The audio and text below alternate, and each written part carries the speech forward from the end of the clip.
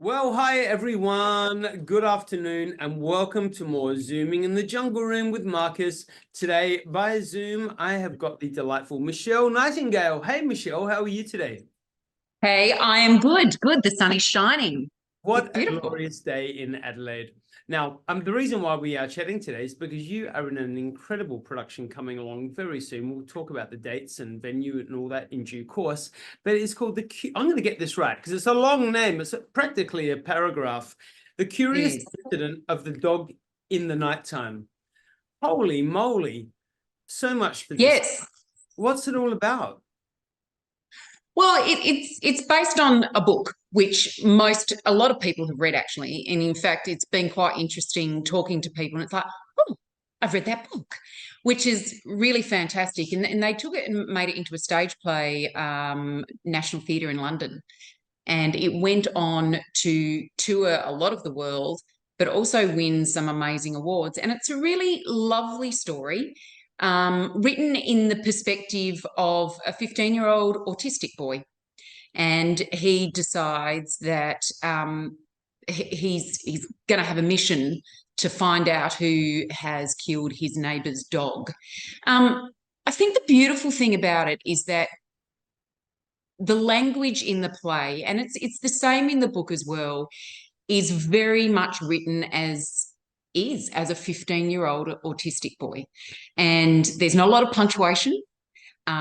There's not a lot of skimming over phrases or ideologies. They are very literal in everything that is spoken. But I think for the audience, it's going to be a really lovely insight to how autistic people communicate, how they respond, and how we should be a little bit more open to the fact that everyone is different.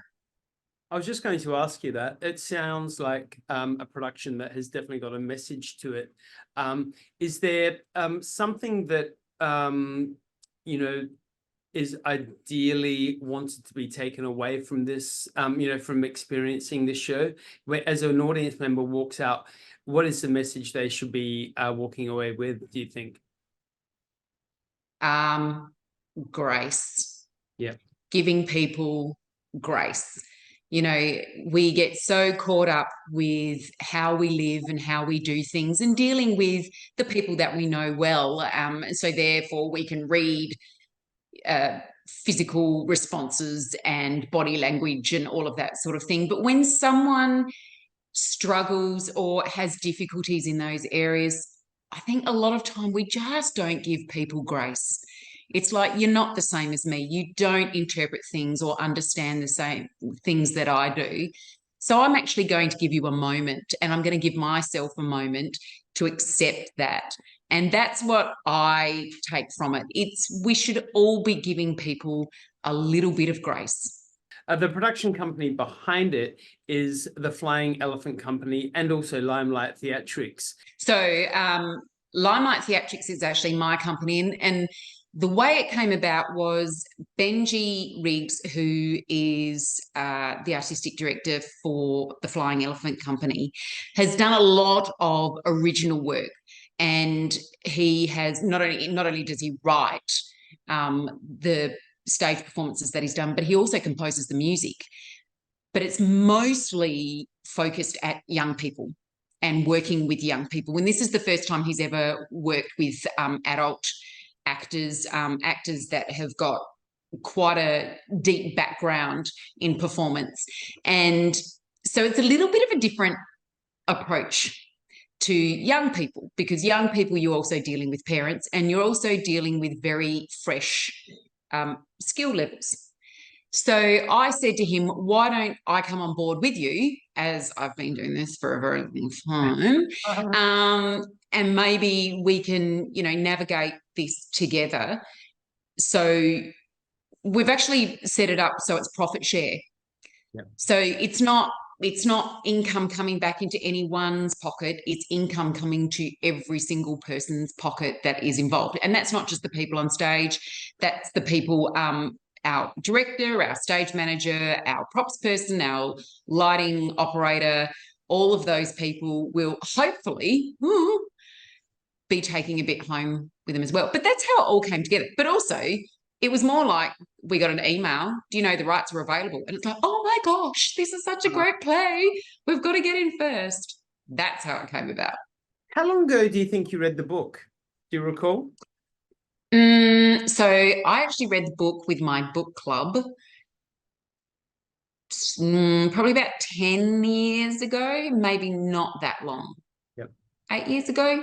And at any point during that, were you like, did you feel that you resonated with it to the point where it's like, I would love to be able to do something with this at some point one day? Well, at that point, there was no play. So when I read it, it was quite literally the book. But there's been a couple of plays that I have seen that have, they've taken from a book recently. Usually they turn them into movies. Yeah. But there's been a couple of amazing adaptations of plays that they've put on the stage. I think it gives a really beautiful energy for the audience. And because it's there and you've got that human aspect, and it's not a screen, I think there's a lot more connection that happens for people to not only the characters, but to the story as well. And this is one of those plays where I think it is so much better having that energy in the room. And Michelle, what role do you play in the play? I play Siobhan. She is his Christopher's carer, or no, not carer, teacher. So of course he's going to a school that's for people with autism and other learning difficulties and social difficulties, and she is his teacher, and it ends up being a lot more than that. So, and how do you choose your role? How do you get a role and think this is the one for me? This is definitely what I want to play. It's interesting because you don't always get roles that you think you resonate with. And this role for me is very different because she is quiet, because she has a really beautiful, nurturing aspect about her. But not only that, she has a real understanding and acceptance of people being different. And because she's so grounded about it, I've found that very, very calming. I'm actually quite a loud person, or I can be. But this, yeah, I think she's just so beautiful in, I suppose, what I said before, that element of grace and understanding. And it's been quite lovely at times where I'm sitting there going, I don't think I'm doing enough. I don't think I'm doing enough, because I'm used to, being big. And yet it's actually quite lovely to have this presence that just is down. I was just going to say, do you find it more rewarding as an actor to play a role that is actually more so different to your personality? Yes. To me, that's always a beautiful challenge, because that's what acting is portraying a character that may not be your own. And when it's so far different from you, not that I'm not a caring or nurturing person, but when it's so far from you, I think it's a great challenge as an actor to sit there and go, can I put myself out there? Can I make myself bigger or bring myself smaller? Or can I just be a polar opposite, have characteristics and traits that are just polar opposite to who I normally am? And that's a beautiful challenge, because being yourself's easy. Oh gosh, that job's already taken. Yeah. What do you think it is that got you into acting? Obviously, when you were younger, what led you down that road?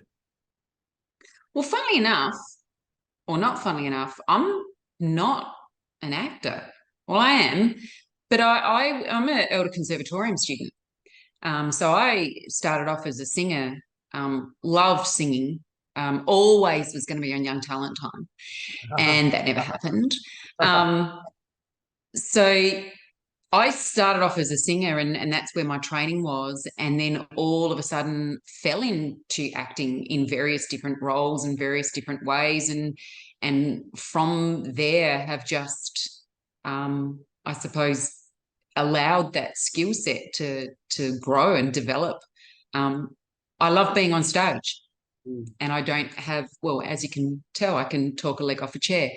So, and it's not so much about the spotlight or the attention. It's just where I feel at home. I feel myself. That's your joy. Yep, and absolutely. Like saying before we started recording, you know, I think the key to life is finding your joy and getting into it as quickly as possible. And you have, yay. Yeah. But it's so funny, because even like singing, you know, go back to your days when you first started, you know, your singing career. You know, singing's acting as well. You're going to do songs that aren't necessarily what you may have been through, but it's finding a way to interpret that and understand those words or whatever, you know. So absolutely, being on stage, it doesn't matter if you're a musician, a singer, an actor. I think there is a form of acting there all the time. Oh, for sure. There has to be. Otherwise, you know, if you don't understand up here, you can't connect with here. So therefore you're not effective there. And that's irrelevant of what you're doing. Now let's talk about the audiences.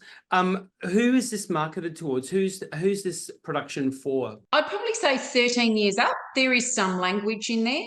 There's probably a few concepts as well that I think, you know, it's really up to parents if they're open to their kids being exposed to it. None of it's graphic, but it's there and it's spoken about. So I'd say 13 up as a parent. But then again, you know, we've got some young kids who are very much into performing arts, who are also very conceptually mature. And if it's something that, you know, wouldn't overwhelm them or shock them, then I think it's a really great play for anyone to come and see, just for the themes, just for the characters. Do you feel good when you walk out of it, do you think, as an audience member? Is that the motive? Yes. There is a really lovely ending to this, which I'm not going to give away. No, don't. But the ending really sort of opens up your eyes and mind to the fact that if someone may be autistic or, you know, have various different difficulties, they've also got some really beautiful qualities. And I think the ending just really exposes that uniqueness and that wonder and beauty that everyone has in their own way, and they express it in their own way as well. And I think everyone will walk away going, wow, we are all quite amazing people. And, you know, I mean, this sounds like the whole point of it, Michelle, but, you know, if the vehicle of making people feel, you know, that grace and happiness and that joy and that kindness to humanity is through the vehicle of an autistic boy, you know, essentially that can apply to anything. You know, we're all different. We all come from different places. We all come from different angles. We all come from different headspaces. We are all unique. Doesn't matter what pocket of group or community we belong in, right? You are absolutely correct. And I think we need to be way more open-minded to all of what you just said. Now, this book has been celebrated globally in the literary and theatrical worlds.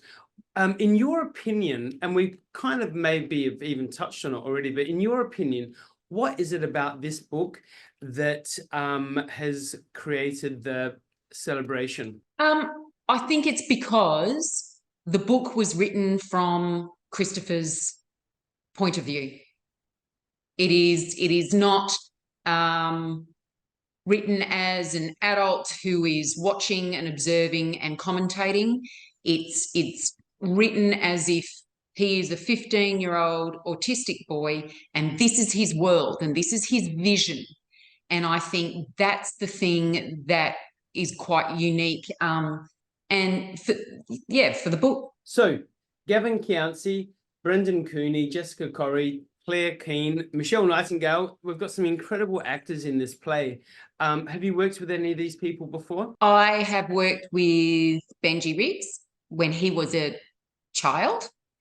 And I've also worked with Nicole Rutty. She is, I call her the queen of improvisation, because you never know what you're going to get. She is, but just an amazing actor as well. She's not doing comedy in this. She's actually playing quite a dramatic role, and she is superb. But I mean, the performances from everyone what we've seen so far in rehearsals have just been fantastic. And look, you can't go wrong. We got Nick Fagan as a director. How can you go wrong? And look, we've almost gone through the whole cast list, but so we will finish off. We've got Jack Robbins in there as well. We've got Walker, and of course we've got Alex Woolat also. A massive cast. That's huge. So has it been fun so far during rehearsals, and how far into the rehearsals are you? Well, we open next week. So I think we ended up with only about 9 weeks of rehearsals, just 3 times a week. And that's been a little bit all over the place because some of our performers have had fringe commitments and all of this sort of thing as well in between. But it's looking really good. And I think people are going to be really impressed. Well, I'm definitely coming along. And I know. I'm going to be bringing a pen and paper, and I will be doing a review. So you be on your best behavior. I'm sure you will be. But it is running at the Goodwood Theatre, which is down on Goodwood Road, from Thursday, the 4th of April, until the 13th of April. So a nice big run there for everybody. And the tickets, how can people buy the tickets? Where are the best they go to? Try booking is the best option.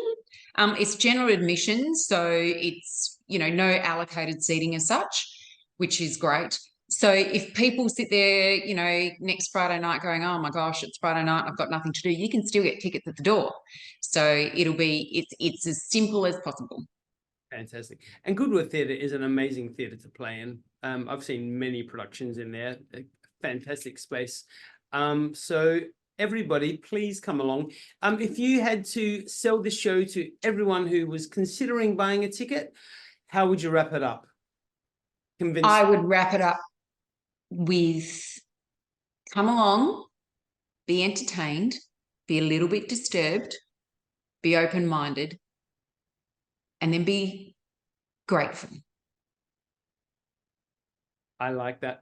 Michelle Nightingale, you are an absolute pleasure. I'm going to wrap it up with one last question for you. What do you think the world needs more of right now? Understanding. I love it. That's the first word that popped into my mind. I like understanding. I'm going to go with that. Michelle Nightingale, we've been speaking to. She's in the play The Curious Incident of the Dog in the Nighttime, playing at Goodwood Theatre, Thursday, the 4th of April to the 13th of April, everyone. Get along through Try Booking. It's going to be a delight. And Michelle, I will see you there. Thank you.